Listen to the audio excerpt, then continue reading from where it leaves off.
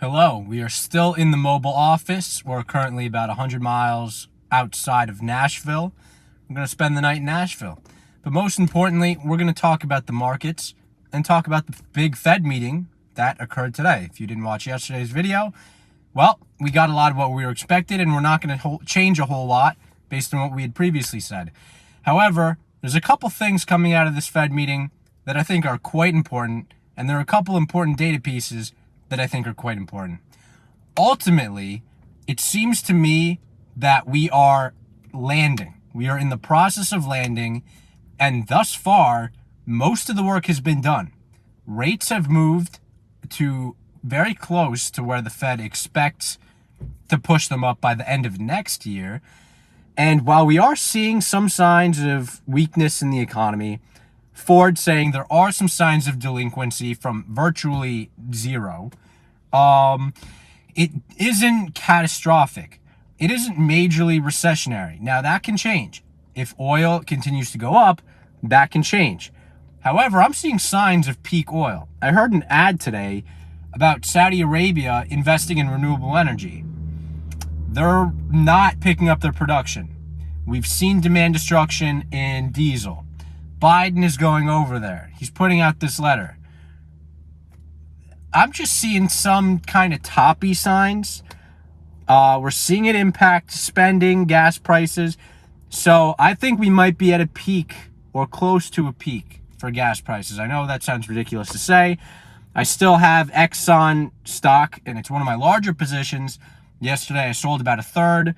I no longer have Schlumberger puts or calls or anything. I sold those a couple weeks ago. I'm now in Schlumberger puts as of the end of last week. So I am both long and short energy. I think it's, I still like the space. I'm not saying a major crash is coming or anything, but I think we might get a little bit of a pullback from this seemingly just continuous run and continuous run and continuous run. So, sorry, phone's getting a little hot.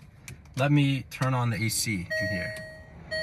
Yeah, hope that's not taking too much away from the mic. I'm gonna kind of put it in front of the AC so it doesn't screw anything up. Anyways, my point here is that we're landing the plane, and the plane is about to land. Like, we're getting, we're more than halfway into the tightening, at least as far as its impact on the markets. It's affected the bond market quite significantly. The stock market has taken a major hit. The economy is showing some signs of weakness, but nothing crazy. Unemployment is still, it might tick up a little bit. We're probably going to see a little bit more economic slowdown, this hard landing. I think we are ultimately avoiding that. The Fed is going to remain data dependent. Previously, they had tried to lay out a plan, assumed everything would go to plan. They're finding out that's not the case. If things come in hotter, they're going to act a little more hawkish. If things come in later, they can act a little more dovish. I think this is a good approach. I ultimately think things are okay.